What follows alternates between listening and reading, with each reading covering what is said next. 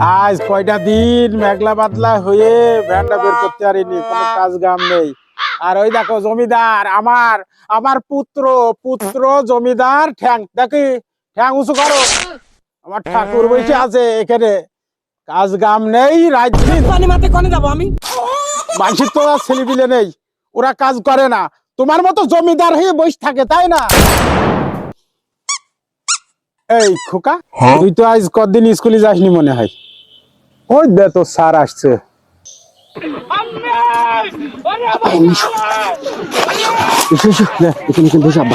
তো স্যার আসছে। আব্বা শোনো, তোমার অনুরোধ আব্বা, তুমি একটুখানি লুইকে থাকো আব্বা, একটুখানি লুইকে থাকো তুমি। তুই স্কুলে যাসনি তা আমি লুকোবো কেন? আব্বা তোমার কাছে অনুরোধ আব্বা, আব্বা তুমি লুইকে থাকো। আমি স্যারের বলেছি যে আমার আব্বা মরে গেছে, স্যার আমার 2-3 দিন ছুটি দেন। এখন যদি তোমার দিকে ফেলে তাহলে আমার মার বানি স্কুলে গেলে। আব্বা তুমি লুইকে থাকো, আমার আব্বা হলো তোমার পায়ে পড়ি আব্বা। আমি পারি না, আর পারি না। তুই মেরে ফেলিয়েছিস আমার।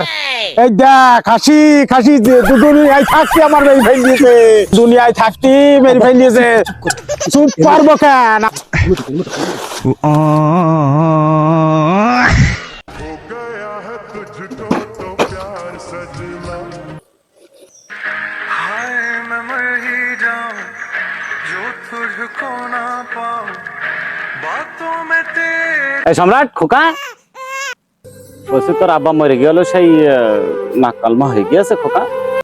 জি স্যার, আমার আব্বা সে বিলাদ আমি দিয়ে ফেলেছি কালকে, বিলাদ দিলাম, মাথার উপর থেকে বট বৃক্ষ হয়ে গেলি স্যার, আর কোনো কিছু ভাল থাকে না, শরীরের মধ্যে আনকান করছে, মাথার মধ্যে দ্বীপ দ্বীপ। আমি বুঝতে পারিস খোকা, তুই টেনশন নিস নে, মানুষ মরে গেলি, কিন্তু তাই বলি তুই মিলাদের দাওয়াতটাও দিলি না।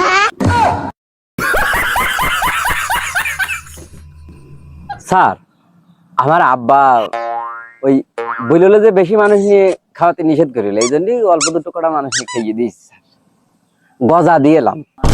আহ, গজা দিইলি? আমার একটু দাঁতের সমস্যা খোকা, ও থাক, সমস্যা নেই।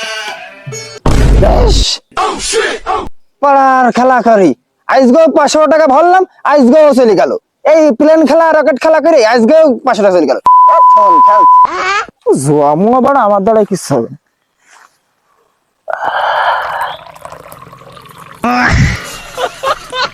এই জানোয়ার, এই মুখি মতলে দেখ।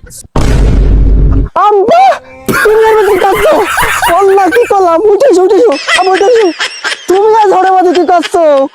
এক হারামি মেরে ফেলিয়েছে, আর তুই দিলি মুখি মুইতে। আমি দেখতে পারিনি, আল্লাহর কি রে, পারনি। আল্লাহর কি রাম দেখি না। আমাদের আর কত সহ্য করবো, সহ্য করার মতো না। আব্বা আপনি কি হাত মুখ ধুয়ে এলেন একবারে? না, তোমার ওই ছোট ভাই এই জানোয়ার দিয়েছে মুখে মুইতে।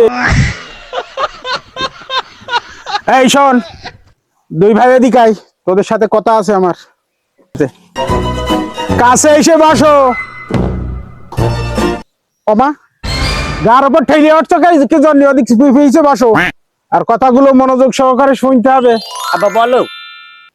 তুমি আমার একমাত্র বড় ছেলে, তোমার নিয়ে খুব আশা ছিল আমার, কিন্তু আশার গুড়ি বালি বাবা।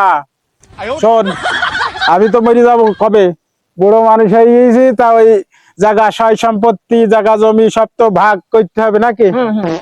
আগে থেকে করা ভালো বাপ। তা ঠিকই আব্বা,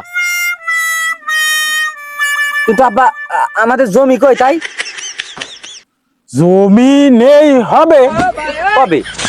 তো তোমরা দুটো ভাই কাজ করলে হবে না? তখন যাতে মারামারি না হয় সেই জন্য বললাম। আমরা দুই ভাই খেটে করব। হ্যাঁ, খেটে করবা তোমরা, জল জল তো দেহ, এখনো কত বছর বাঁচবা, এই জন্য আগের থেকে আমি এই ডিসিশন নিয়েছি বাবা। আব্বা তোমার মোটে জমি জায়গা নেই, আবার 3টে নিকে করেছ কেন তুমি? হ্যাঁ তালি এই পাগল, এই আমি না সুন্নত আদায় করেছি? 3টে বিয়ে করা সুন্নত না পাগল? আব্বা তোমার তো একদিনও দেখলাম না, জুম্মার দিনে দেখিনি তুমি মসজিদের বারান্দায় যাও, তুমি নামাজ পড়ো না, আবার 3টে বিয়ের সুন্নত আদায় করিস তুমি? হ্যাঁ এই পাগল, সব সুন্নত ছেড়ে দেওয়া যাবে? নামাজ পড়িনি তাই কি? এটা তো সুন্নত একরি ধরেছি, ওই সুন্নত কিটা পালন করে বাপ? আব্বা আমার মাথায় না একটা বুদ্ধি দিয়েছি তালি। বলো। বলছিলাম মিয়া ভাই কাজ করবে, আমি আর তুমি বসে বসে খাবো। কথাটা একেবারে বেঠিক না। না বেঠিক নাই, কথা ঠিক। তা ঠিক না। আমি কাজ করবো, তোমরা বসে বসে খাবা, বিষয়টা খারাপ না। খারাপ কি করে হইল? তোমরা দুজন বসে বসে খাবা আর আমি ইনকাম করব, দুই সম্বন্ধে একরকম। আমি কাজ করবো আর ওনারা বসে বসে খাবো, আল্লাহরে বাড়ি থাকা যাবে না। খোকা, তোর বুদ্ধিটা একেবারে খারাপ না, বুঝিস? মোটামুটি শোন, ও যে দাঁতের ওপর দাঁত দিয়ে বাপের উপরে কথা বললে, ও তো ইহকাল পরকাল সব গরবাদ। ও পাবে না জাহান্নাম, পাবে না জান্নাত, উড়ি উড়ি বাড়াবে।